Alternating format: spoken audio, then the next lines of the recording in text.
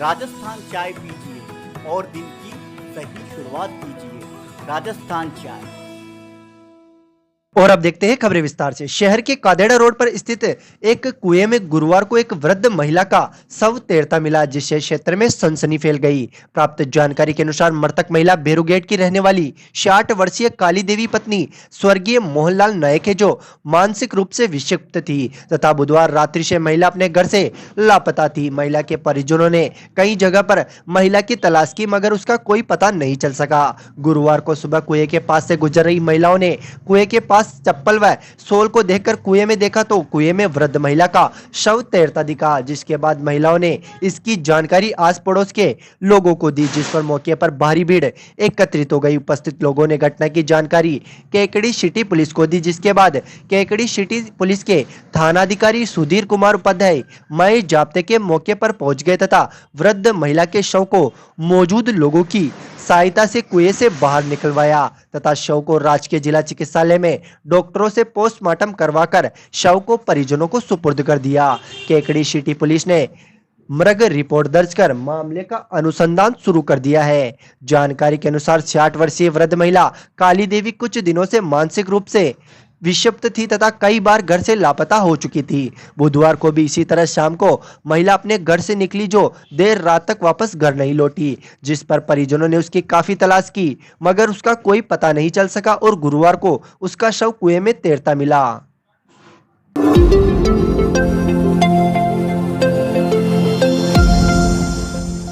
देश में कोरोना के नए वेरिएंट ओमिक्रॉन की दस्तक व तीसरी लहर की संभावना के बीच केकड़ी में स्थित राजकीय जिला चिकित्सालय में अभी से इस नई आपदा से निपटने की तैयारियां बड़े स्तर पर शुरू कर दी गई है। राजकीय जिला चिकित्सालय के प्रमुख चिकित्साधिकारी डॉक्टर गणपतपुरी ने गुरुवार को राजकीय जिला चिकित्सालय में कोरोना के बढ़ते खतरों के बीच आवश्यक तैयारियों का जायजा लिया। इस मौके पर प्रमुख चिकित्साधिकारी डॉक्टर गणपतपुरी ने ट्रॉमा यूनिट में पहुंचकर ट्रंकी बेसिस पर संचालित आईसीयू का जायजा लिया तथा 7 वेंटिलेटर का ट्रायल लिया, जो ट्रायल में पूरी तरह सफल पाए गए तथा ऑक्सीजन युक्त पाए गए। साथ ही प्रमुख चिकित्साधिकारी ने ट्रॉमा यूनिट में पेडियाट्रिक आईसीयू के लिए अलग से 4 बेड बबल वेंटिलेटर के लिए तैयार किए गए, उनका भी जायजा लिया गया। पीएमओ ने बताया कि चिकित्सालय में अब 7 बेड वेंटिलेटर सहित 4 बेड बबल वेंटिलेटर सुचारू है। साथ ही ट्रॉमा सेंटर में दूसरा वार्ड भी तैयार करने की क्रियान्विति शुरू कर दी गई है। कोरोना के बढ़ते खतरे के बीच प्रमुख चिकित्साधिकारी ने 40 बेड का कोविड आइसोलेशन वार्ड भी ऑक्सीजन युक्त ट्रॉमा यूनिट में तैयार करने के लिए निर्देशित किया है, वो जो जल्द ही तैयार हो जाएगा। इन सुविधाओं को कोरोना के बढ़ते खतरों के बीच मरीजों को काफी राहत मिलेगी। जिला चिकित्सालय के प्रमुख चिकित्साधिकारी ने चिकित्सकों व नर्सिंग स्टाफ को आवश्यक दिशा निर्देश देते हुए कोरोना के खतरों से निपटने के लिए आवश्यक जिम्मेदारियां सौंपी। चिकित्सा अधिकारी ने विभिन्न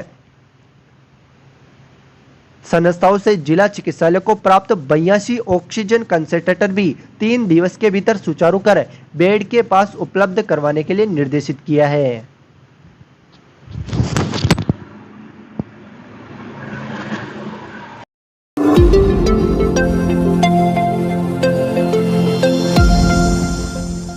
शकल दिगंबर जैन अग्रवाल समाज एवं पंच कल्याणक प्रतिष्ठा महोत्सव समिति के तत्वाधान में आगामी 5 दिसंबर से शहर के राजपुरा रोड पर आयोजित होने वाले पंच कल्याणक प्रतिष्ठा महोत्सव एवं विश्व शांति महायज्ञ में शामिल होने के लिए गुरुवार को दिगंबर जैन आचार्य इंद्र नंदी महाराज सत्संग केकड़ी में मंगल प्रवेश किया। वहीं पूज्य माताजी आविक माताजी ने जयपुर रोड केकड़ी में मंगल प्रवेश किया, जिनका मुनि संघ का भव्य मिलन यहाँ घंटाघर पर हुआ। मुनि संघ के केकड़ी आगमन पर प्रातः 8 बजे यहां कोटा रोड से दिगंबर जैन समाज द्वारा भव्य जुलूस निकाला गया। जुलूस विशुद्ध वर्धन जय घोष की महिलाओं ने घोष वादन के साथ जुलूस की अगवानी की। वहीं इस अवसर पर छोटे नन्हे मुन्ने बच्चों ने जैन पताका लहराते हुए जुलूस में शामिल हुए। मुनि संघ का शहर में जगह जगह जैन समाज के लोगों द्वारा पद प्रक्षालन कर स्वागत किया तथा आशीर्वाद लिया। यहाँ कोटा रोड से प्रारंभ हुआ भव्य जुलूस बस स्टैंड, पुलिस थाना, 3 बत्ती चौराहा, अजमेरी गेट होते हुए घंटाघर पर पर पहुंचा, जहां पर जुलूस धर्म सभा में परिवर्तित हो गया। मुनि संघ का घंटाघर पहुंचने पर जैन समाज के लोगों ने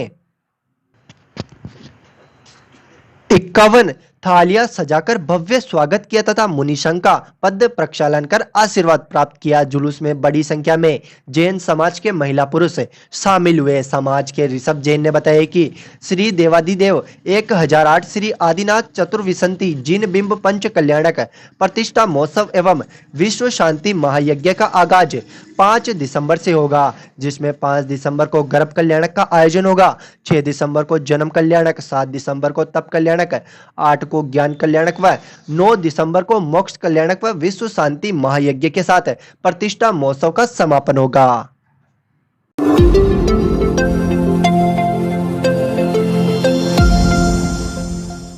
अजमेर के जिला एवं सेशन न्यायाधीश मदनलाल भाटी गुरुवार को केकड़ी पहुंचकर केकड़ी न्यायालयों का औचक निरीक्षण किया तथा अधीनस्थ न्यायाधीशों को आवश्यक दिशा निर्देश दिए। इस मौके पर जिला न्यायाधीश मदनलाल भाटी ने केकड़ी में संचालित सभी 5 न्यायालयों में पहुंचकर न्यायाधीश से मुलाकात की तथा न्याय प्रक्रिया का जायजा लेते हुए सुगम व सत्यता के साथ पीड़ित को न्याय देने के लिए निर्देशित किया।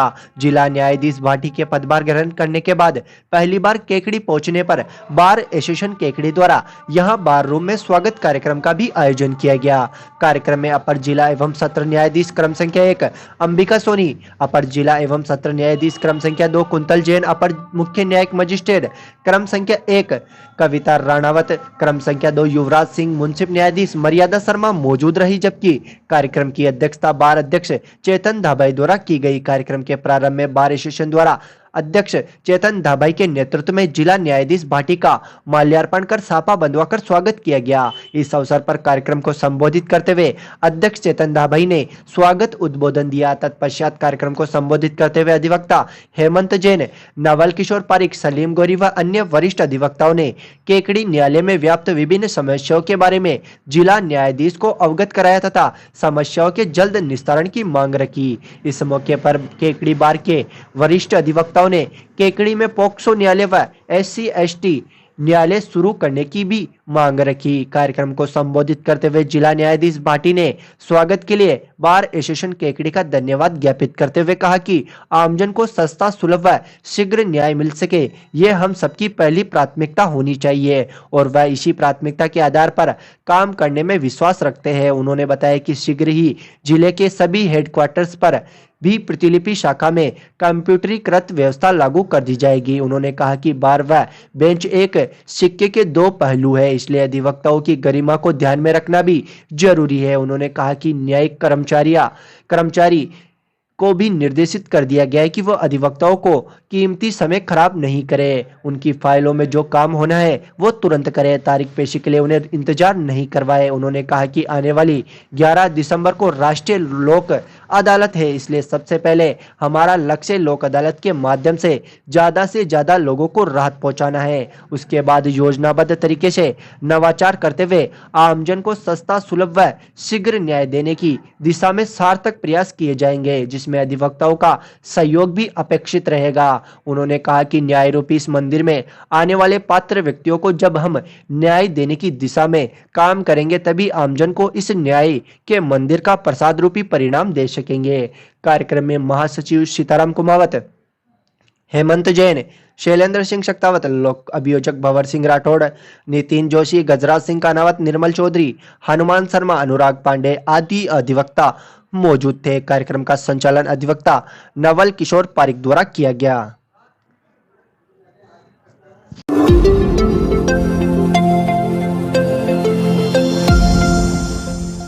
राजकीय स्नातकोत्तर महाविद्यालय केकड़ी में गुरुवार को मतदाता साक्षरता क्लब के तत्वाधान में विश्व कंप्यूटर साक्षरता दिवस पर मजबूत लोकतंत्र में कंप्यूटर का योगदान विषय पर वाद विवाद प्रतियोगिता का आयोजन किया गया, जिसमें उपस्थित छात्र छात्राओं ने अपने विचार प्रस्तुत किए। अधिकांश छात्रों ने माना कि वर्तमान समय में लोकतांत्रिक प्रक्रिया द्वारा त्वरित गति से निर्णय लेने के लिए कंप्यूटर का ज्ञान अति आवश्यक है। इस अवसर पर छात्रों ने मेरा वोट मेरी ताकत पर एक लघु नाटिका पट्टिका भी प्रस्तुत की। कार्यक्रम संयोजिका डॉक्टर अनीता राय सिंघानी ने छात्रों को संबोधित करते हुए कहा कि कंप्यूटर के माध्यम से लोकतांत्रिक शासन व्यवस्था में कार्य का सरलीकरण हो जाता है, जिससे अनावश्यक समय नहीं लगता। समय पर कार्य संपादित होने पर विकास को गति मिलती है। भारत में पूर्व प्रधानमंत्री स्वर्गीय राजीव गांधी के द्वारा सूचना तकनीक व कंप्यूटर की शुरुआत की गई। प्राणी शास्त्र सहायक आचार्य शिखा माथुर ने भी कंप्यूटर की उपयोगिता पर अपने विचार व्यक्त करते हुए आज के लोकतांत्रिक राष्ट्रों की मजबूती के लिए कंप्यूटर को अनिवार्य माना और सभी छात्र छात्राओं को कंप्यूटर ज्ञान अर्जित करने के लिए प्रोत्साहित किया। कार्यक्रम में प्राचार्य पीयूष कुमार गुप्ता, समाजशास्त्र सहाचार्य चेतन लाल रेगर, भौतिक विज्ञान सहाचार्य अनिल कुमार गुप्ता, राजनीतिक विज्ञान सहायक आचार्य सुनील वर्मा ने भी छात्र छात्राओं का मार्गदर्शन प्रदान किया।